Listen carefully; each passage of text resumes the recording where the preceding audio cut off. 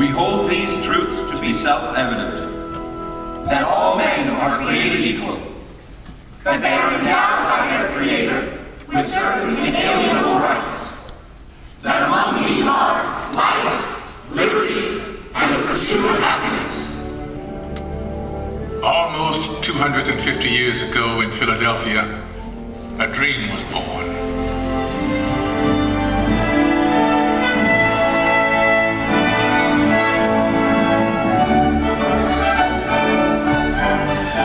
In a time of emperors and kings, it was an astounding revolutionary dream that we, the people, should choose our own leaders, that they should be one of us.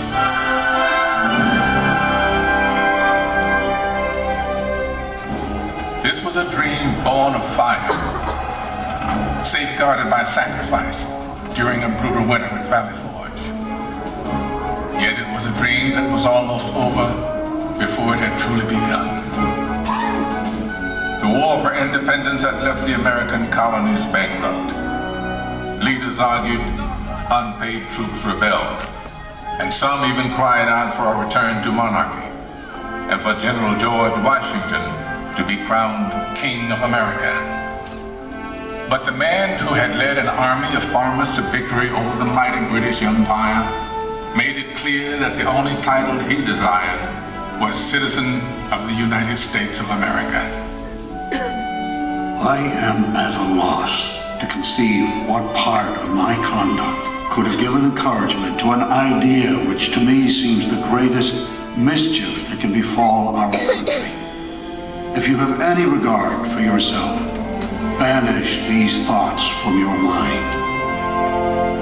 But when the new nation finally adopted its constitution, and it came time to elect its first president, there were no doubts about who that president should be.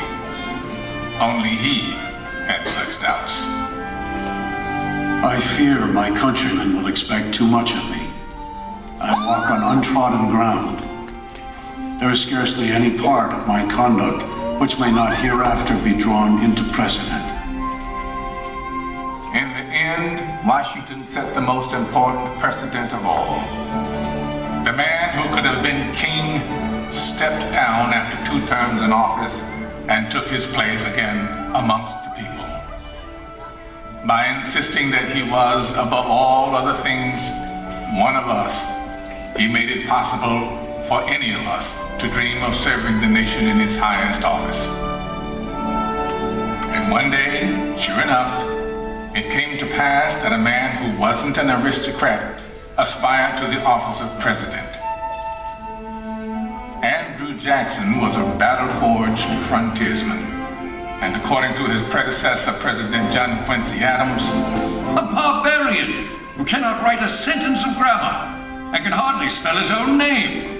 To which Jackson merely replied, "It's a damn poor mind indeed that can't think of at least 2 ways to spell a word." He may have lacked a formal education, but he was tough and brilliant. Just the ticket for a new nation of Americans struggling to turn a dream into an enduring reality. They swept Jackson into office by a landslide, and then descended on his inauguration, determined to shake his hand in person. Why, 20,000 country people shove to get in the door, track their muddy boots across the carpet. And my dear, they would be here still if we hadn't placed tubs of punch out on the lawn. Washington's elite fumed, but Jackson loved it, for these were his people. He was proud to be one of us. Do not forget that the planter, the farmer, the mechanic, and the laborer form the great body of the people of the United States. They are the bone and sinew of this country. But Andrew Jackson would wage a mighty struggle to hold that great body of people together. State by state, a monstrous injustice that had haunted the country since its beginning was now tearing it apart. Take no right to slaves! As civil war threatened, we searched deep in our heartland for a leader equal to the ordeal ahead. It was perhaps a vindication of the American dream that we found a plain-spoken, self-taught lawyer from Illinois whose campaign platform could be summed up in 5 simple words. All men are created equal. I say this government cannot endure permanently half slave and half free. A house divided against itself cannot stand. Abraham Lincoln's words touched the hearts of reasonable men. And in 1860, we sent him to Washington, where he would face the hardest task that any American president would ever face. I know there is a God, and that he hates injustice and slavery. I see the storm coming. I know his hand is in it. If he has a place, work for me. And I think he has. I believe I'm ready.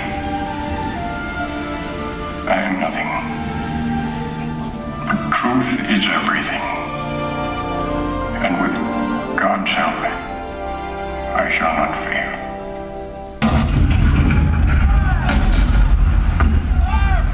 April 12, 1861, Fort Sumter.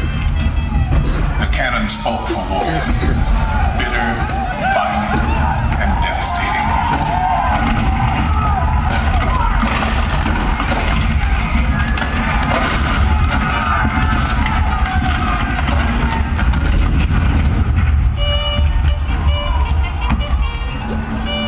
The blood of 500,000 Americans was shed in the dark days of our Civil War. But as the sun rose on a cold November day in 1863, thousands of Americans gathered on the battlefield at Gettysburg to hear President Abraham Lincoln give meaning to our sacrifice.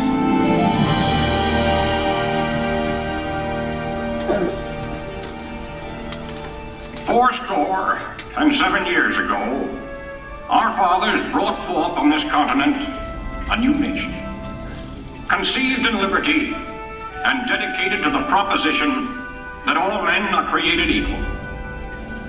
Now we are engaged in a great civil war, testing whether that nation or any nation so conceived and so dedicated can long endure. We are met on a great battlefield of that war. We have come to dedicate a portion of that field as a final resting place for those who here gave their lives that that nation might live. It is altogether fitting and proper that we should do this. But in a larger sense, we cannot dedicate, we cannot consecrate, we cannot hallow this ground. The brave men, living and dead, who struggled here, have consecrated it far above our poor power to add or detract. The world will little note, nor long remember what we say here, but it can never forget what they did here. It is for us, the living, rather, to be dedicated here to the unfinished work which they who fought here have thus far so nobly advanced.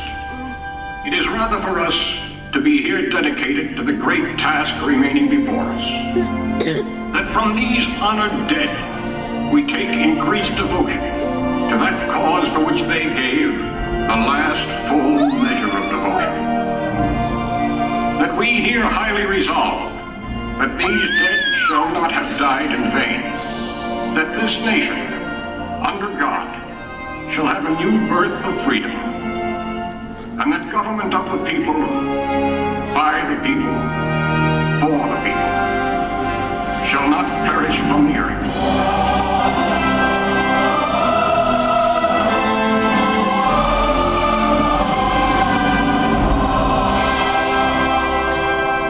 This nation did have a new birth of freedom.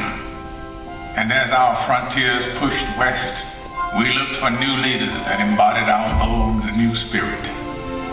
Leaders like Theodore Roosevelt, born to wealth and privilege, but imbued with the spirit of the American frontier.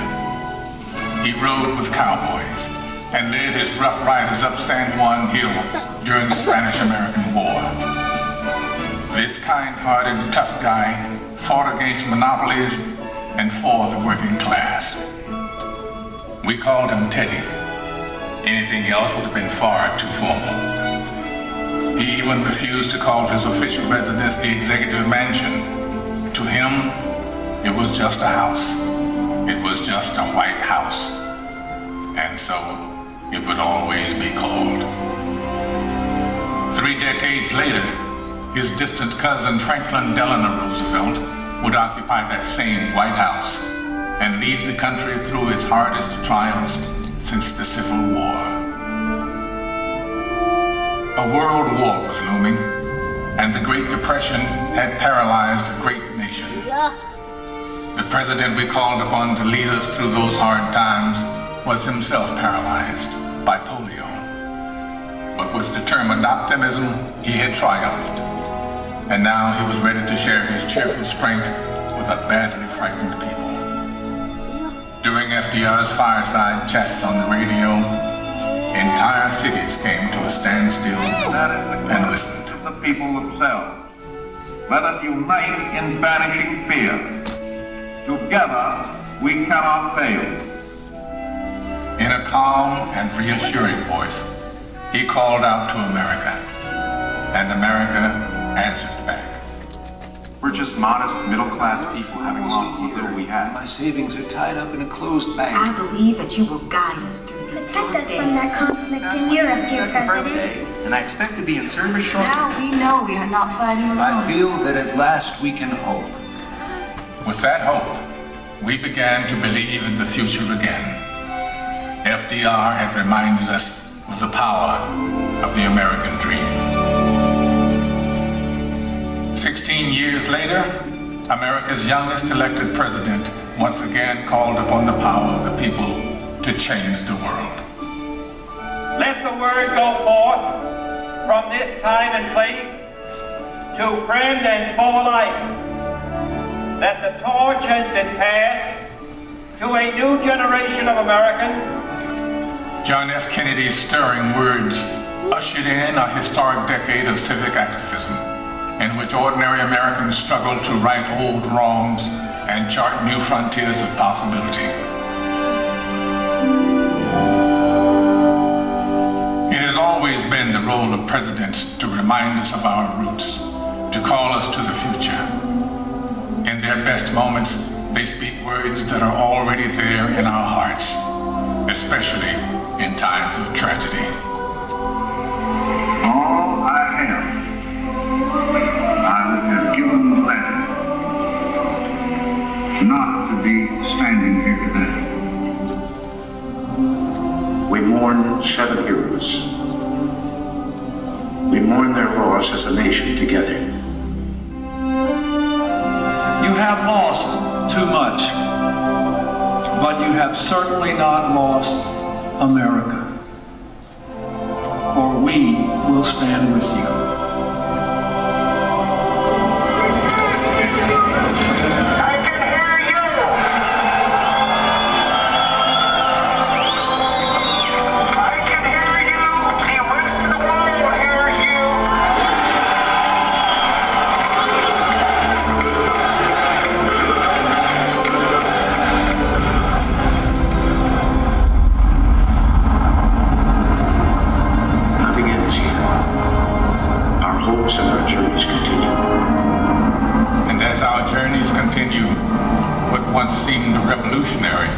Now seems profoundly simple. That we should choose our own leaders. That our hopes should be their hopes. Our fears, their fears. Our dreams, their dreams. Ladies and gentlemen, the Presidents of the United States. George Washington. John Adams. Thomas Jefferson. James Madison. James Monroe. John Quincy Adams. Andrew Jackson. Martin Van Buren. William Henry Harrison, John Tyler, James K. Polk, Zachary Taylor, Millard Fillmore, Franklin Pierce, James Buchanan, Abraham Lincoln, Andrew Johnson, Ulysses S. Grant, Rutherford B. Hayes, James A. Garfield, Chester